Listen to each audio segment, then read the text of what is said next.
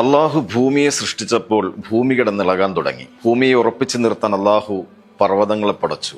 അത്ഭുതം തോന്നിയ മലക്കുകൾ അള്ളാഹുവിനോട് ചോദിച്ചു, അഫമിൻ ഹൽക്കിക അഷദ്ദു മിനൽ ജിബാൽ, പർവ്വതങ്ങളെക്കാൾ ശക്തിയുള്ളത് വല്ലതും നിന്റെ സൃഷ്ടിപ്പിലുണ്ടോ? അള്ളാഹു പറഞ്ഞു, പർവ്വതങ്ങളെ തകർക്കാൻ കഴിവുള്ള ഇരുമ്പാണ്. വീണ്ടും മലക്കുകൾ ചോദിച്ചു, അള്ളാഹുവെ, ഇരുമ്പിനേക്കാൾ ശക്തിയുള്ളത് വല്ലതും നിന്റെ സൃഷ്ടികളിലുണ്ടോ? അള്ളാഹു വീണ്ടും പറഞ്ഞു, ഇരുമ്പിനെ ഉരുക്കാൻ കഴിവുള്ള തീയാണ്. വീണ്ടും ആകാംക്ഷയോടെ മലക്കുകൾ ചോദിച്ചു, തീയിനേക്കാൾ പവറുള്ളത് വല്ലതും നിന്റെ സൃഷ്ടികളിലുണ്ടോ?